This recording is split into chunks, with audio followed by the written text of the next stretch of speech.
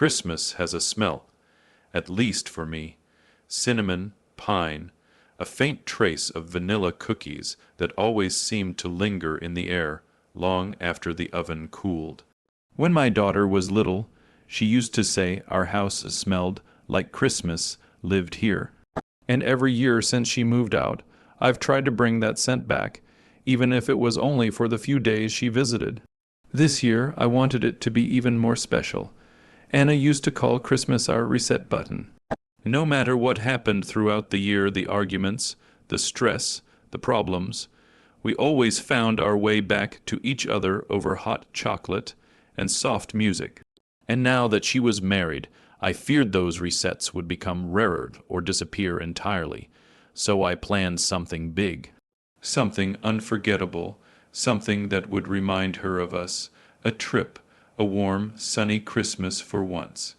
A memory so bright it would drown out anything else.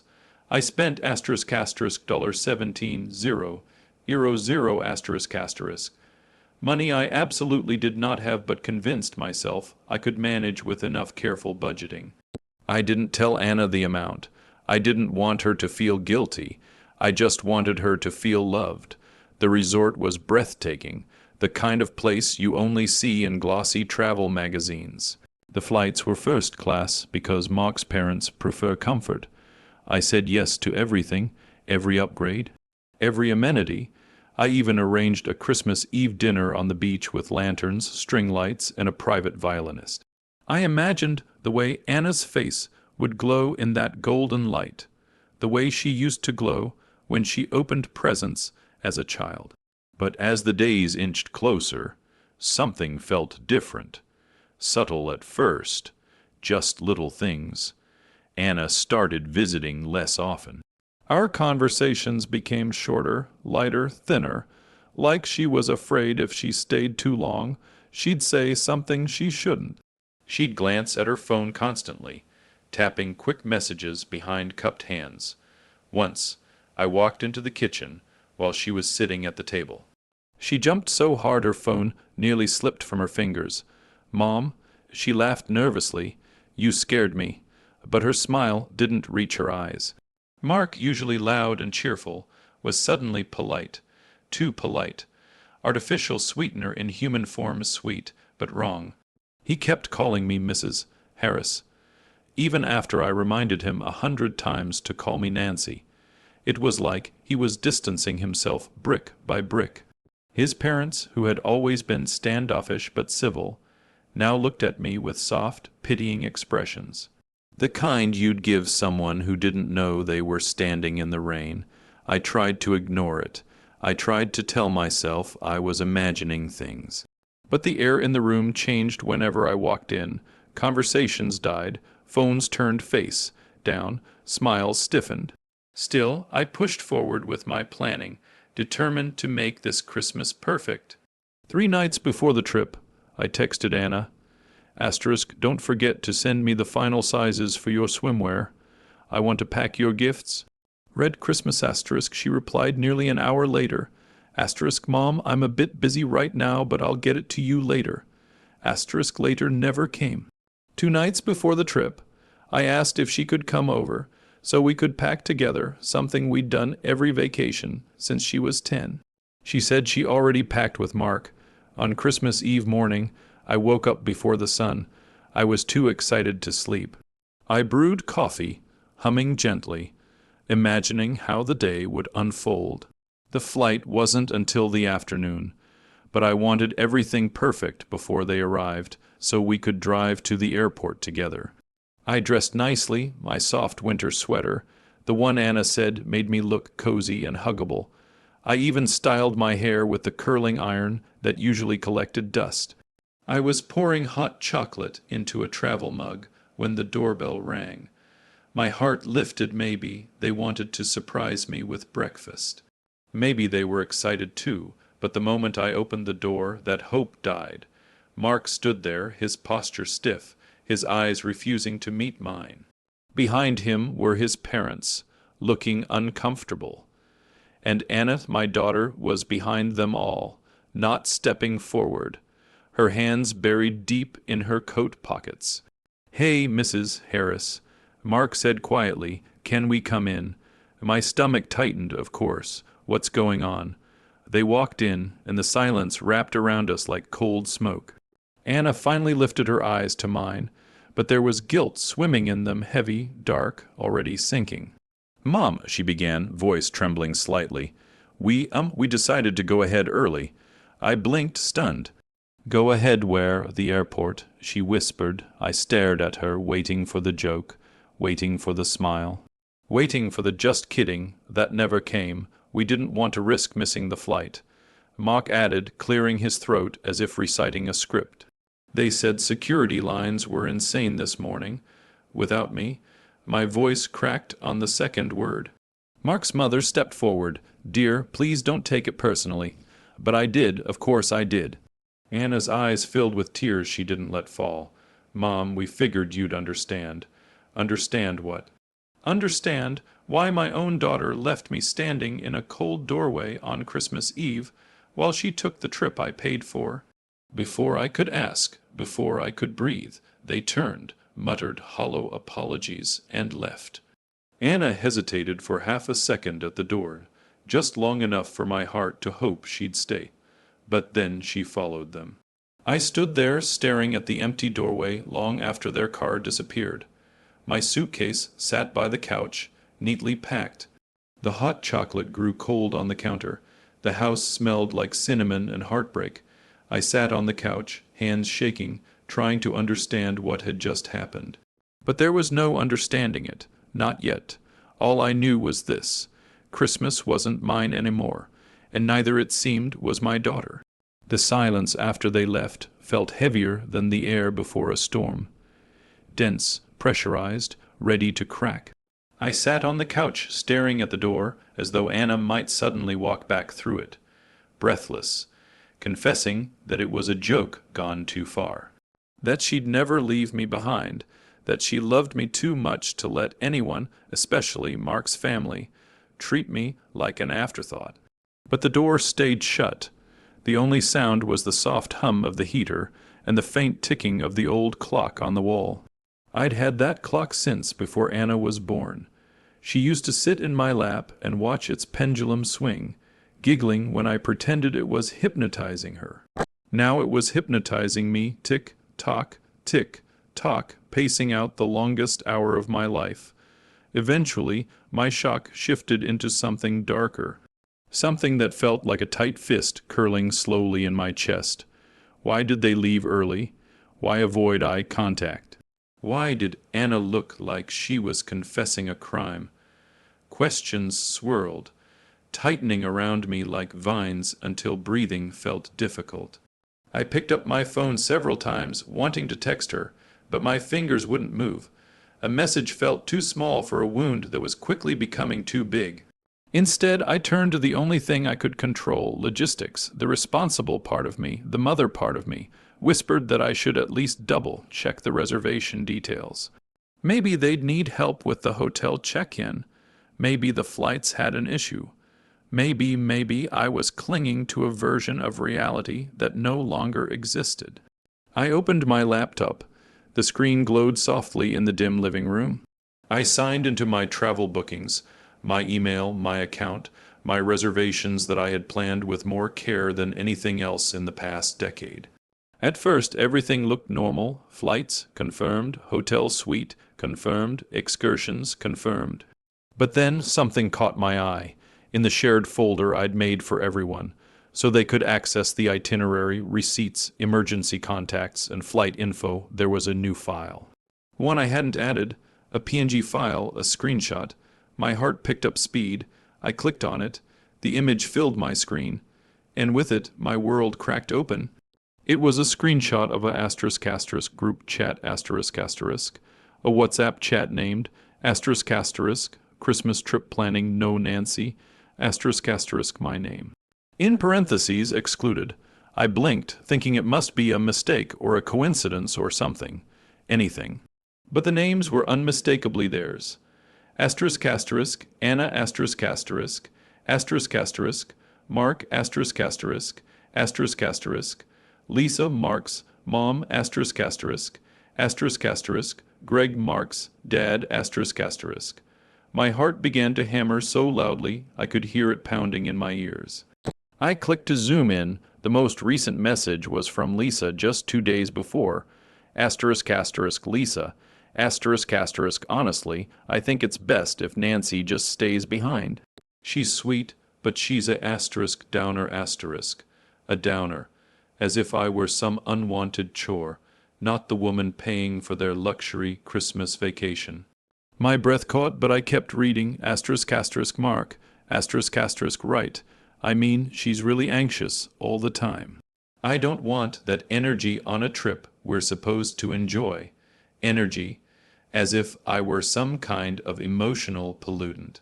And then Anna, my daughter, responded. Asterisk asterisk Anna. Asterisk asterisk I know Mom's a bit much sometimes. She'll understand if we tell her the flight got too full or something. She always understands. She always understands. The way those words stabbed me. Clean, deep, merciless, was worse than anything the others said. Everything inside me started trembling, my hands shaking so violently I had to steady them against the table. I scrolled further back, 3 weeks earlier, while I was finalizing the trip details. Asterisk asterisk Greg. Asterisk asterisk we should snag the earlier flight and just tell her we thought she'd book that one too. Asterisk asterisk Lisa. Asterisk asterisk good idea. Better than dragging her around everywhere. Dragging her around, dragging me. Someone they had to tolerate, and Anna, my daughter, my only child, typed. Asterisk asterisk Anna. Asterisk asterisk she'll be disappointed, but she won't make a scene. She never does. Something inside me snapped then. Not loudly, not dramatically, but quietly. Just a soft internal click. Like the last bit of faith breaking off and drifting away. I scrolled again, my vision blurring, and there it was. Yesterday's message. Asterisk asterisk Mark. Asterisk asterisk let's just go without her.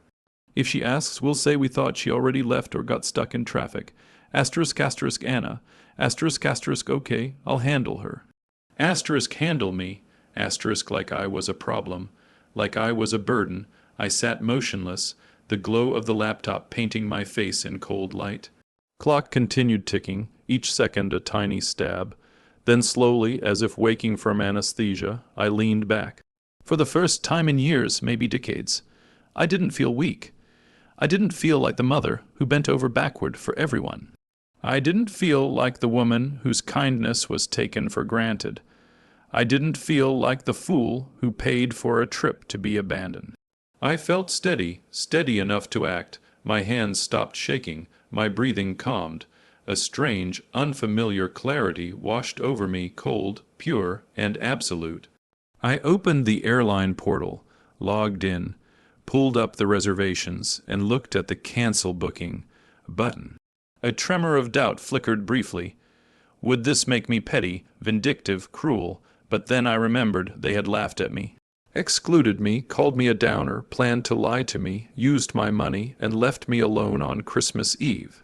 I inhaled deeply, then slowly, with a calm I didn't know I possessed, I clicked asterisk asterisk cancel.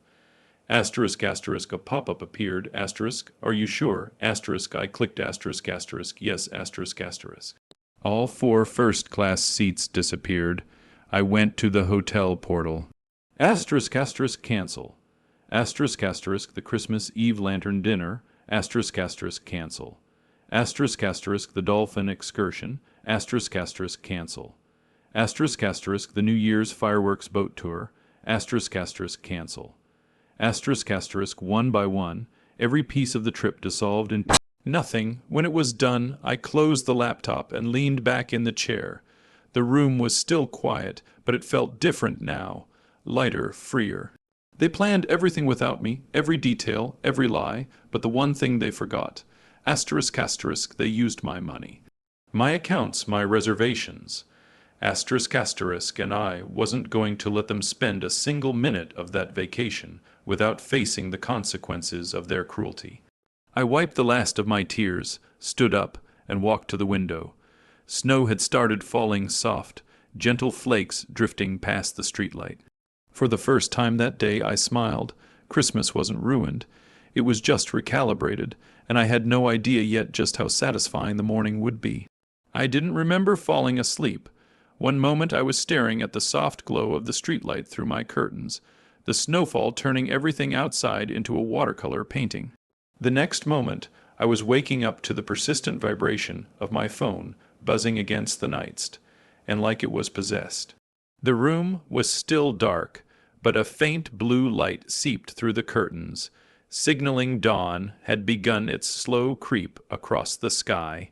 My alarm wasn't set to ring until 9:00. My plan had been to sleep in, to let Christmas morning come and go quietly like a shy guest rather than the celebration it used to be. But the phone wouldn't stop. I reached for it, my eyes half closed, expecting maybe a holiday message from an old friend. Instead, the screen nearly blinded me. Asterisk asterisk 76 missed calls. Asterisk asterisk my heart skipped, then stuttered, then roared to life. The list was a familiar pattern of numbers. 28 missed calls, asterisk asterisk, Anna asterisk asterisk, 35 missed calls, asterisk asterisk, Mark asterisk asterisk, 7 missed calls, asterisk asterisk, Lisa asterisk asterisk, 6 missed calls, asterisk asterisk, unknown number asterisk asterisk. But I knew it was Greg, and then text notifications, so many that they stacked on top of one another like alarm bells. For a brief moment, I just stared. Not in panic, not in guilt, just in an eerie, unnatural calm. Exactly the calm they had counted on every time they'd said, asterisk, she'll understand. Asterisk, I unlocked my phone. The messages came pouring in like a tidal wave of panic. Hash hash hash asterisk asterisk 6, 12 a.m., Anna. Asterisk asterisk asterisk asterisk mom, something's wrong. The flight is missing from the app. Did you change anything? Asterisk asterisk hash hash hash asterisk asterisk 6, 14 a.m., Mark. Asterisk asterisk asterisk asterisk, why are the tickets canceled? We're at the airport. Asterisk asterisk hash hash hash asterisk asterisk 6, 16 a.m., Lisa. Asterisk asterisk asterisk asterisk dear, the resort has no record of our room. Please call me right now. This has to be a mistake. Asterisk asterisk hash hash hash asterisk asterisk 6, 18 a.m., Anna. Asterisk asterisk asterisk asterisk mom, please answer. I'm freaking out. Asterisk asterisk hash hash hash asterisk asterisk 6, 20 a.m., Mark. Asterisk asterisk asterisk asterisk, this isn't funny. You better fix this immediately.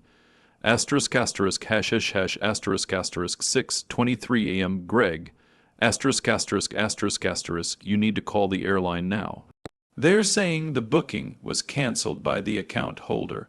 This is your account, correct? Asterisk asterisk, the messages got more frantic the longer I scrolled. Angrier, meaner, more desperate. I pulled the blanket around my shoulders and leaned back against my pillows, reading each message slowly, deliberately. It felt like sipping a hot drink after a lifetime of swallowing everything cold. I set the phone aside and went into the kitchen. The kettle hissed quietly as it heated, the familiar comfort of morning routine grounding me. I made coffee the way I liked it, slightly strong, a bit creamy, a dusting of cinnamon on top. The smell filled the room, warm and soothing, drowning out the previous day's bitterness. When I returned to my phone, it buzzed again. Another call from Anna. I didn't answer, not out of cruelty, but out of self-preservation. For once, I wasn't going to jump up to fix something I didn't break. I opened her latest text, hash hash hash asterisk asterisk 6, 45 a.m. Anna, asterisk asterisk asterisk asterisk mom, we can't check in anywhere. It's Christmas Eve, there are no flights. We're stuck. Please, please call me. Asterisk asterisk, a picture followed. Anna sitting in the airport, her face blotchy from crying, Mark standing behind her looking furious, his parents gesturing angrily at a confused airline employee. I zoomed in. Anna's expression wasn't that of a woman wronged. It was the expression of someone suddenly realizing the consequences of her own betrayal. The phone buzzed again, voicemail this time. I hesitated before pressing play. Hash hash hash asterisk asterisk voicemail hash 16, 49 a.m., Anna crying, asterisk asterisk mom, I don't know what's happening. They're all mad at me and I don't know what to tell them. Please just call. Please, I don't want to spend Christmas in an airport. I'm sorry if we did something wrong. Just talk to me, please. Guilt twisted somewhere deep inside me, but the wound from the night before was still too raw. The next voicemail came from Mark. Hash hash hash asterisk asterisk voicemail hash 26. 51 a.m. Mark angry asterisk asterisk listen Nancy, this isn't okay. You can't just cancel a trip at the last second. We're stranded here. You need to call the airline right now and fix this. You're ruining Christmas for everyone.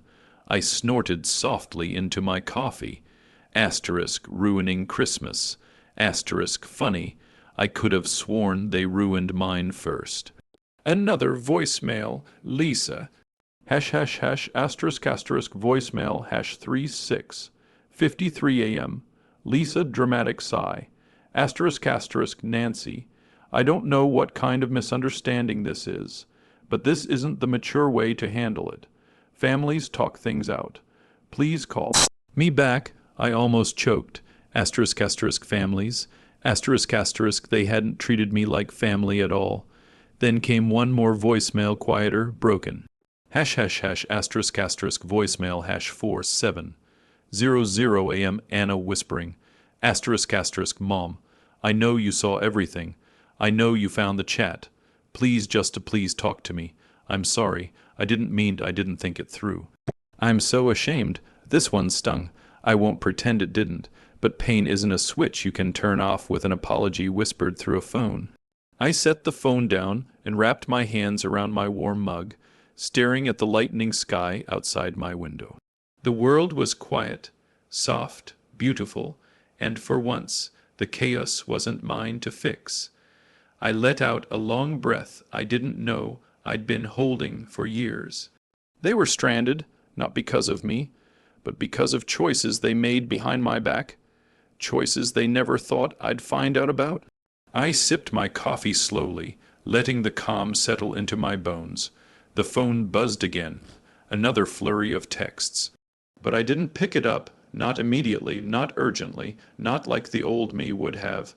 This new morning felt different, free even, like I'd stepped out of a shadow that had been pressing over me for far too long.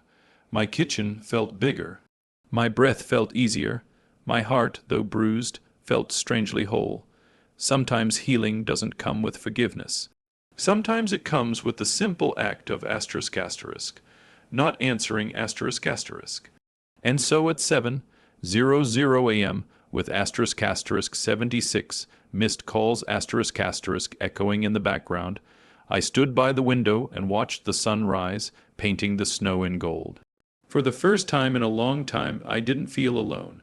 I felt liberated.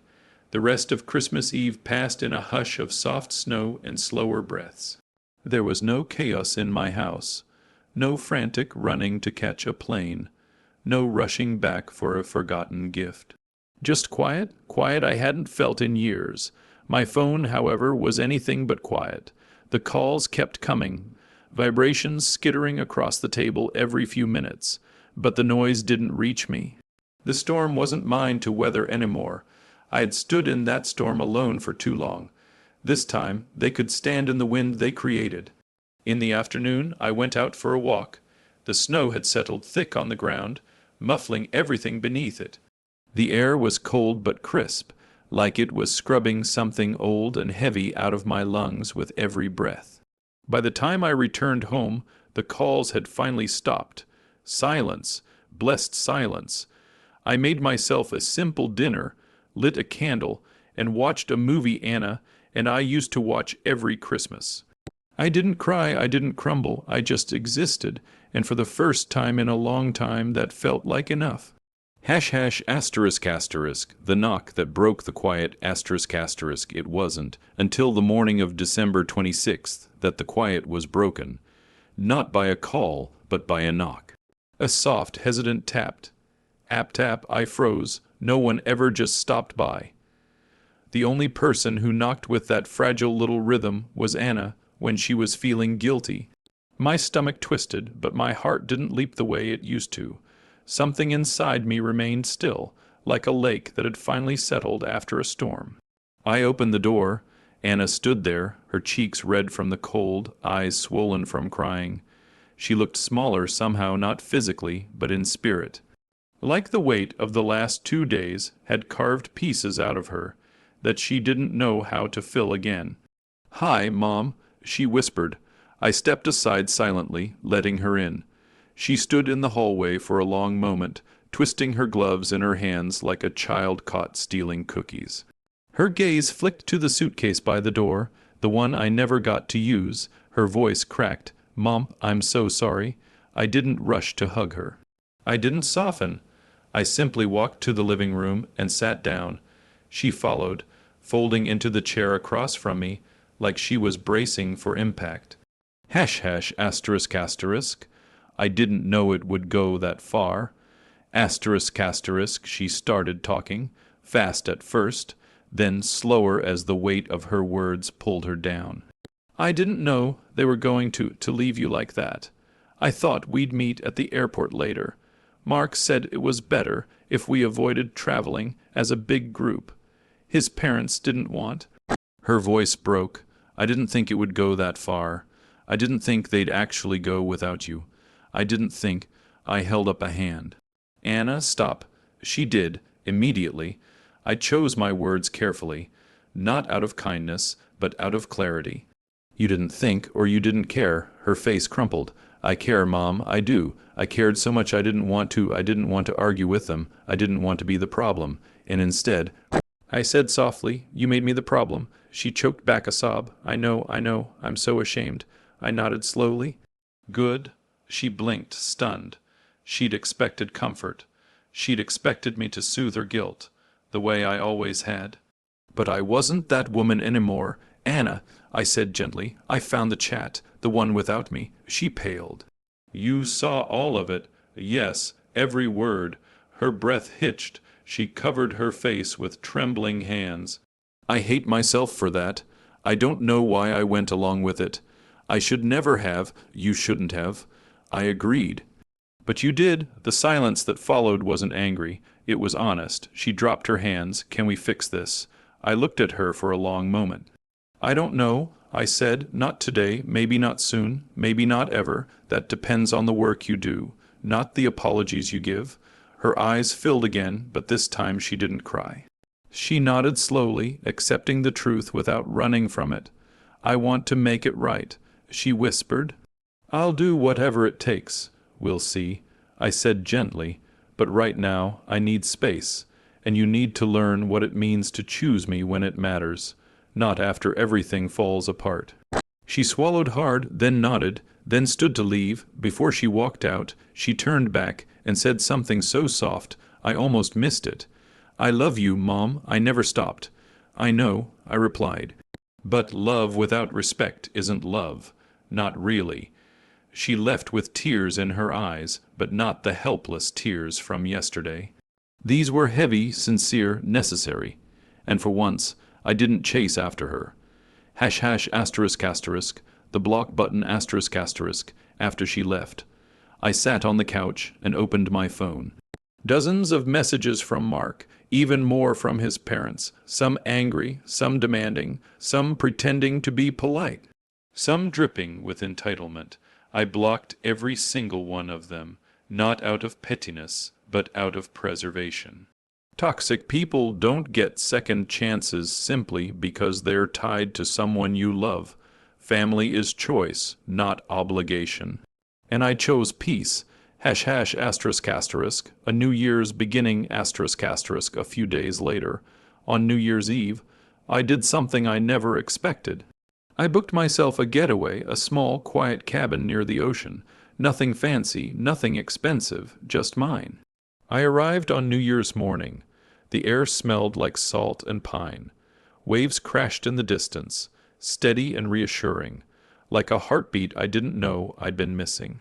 I sat on the porch with a cup of tea, wrapped in a blanket, watching the sun crest over the horizon. For the first time in years, I felt free, free from guilt, free from bending, free from breaking myself into shapes that fit everyone else's comfort. Anna texted me later that day. Asterisk, I'm working on myself. I hope one day We can have our Christmas back. I love you. Asterisk, her message made me smile softly, bittersweetly. I didn't reply right away, not because I didn't love her, but because healing takes silence too. I closed my eyes, listening to the waves. I had spent a lifetime choosing others. It was time finally to choose myself, and that was the sweetest freedom of all.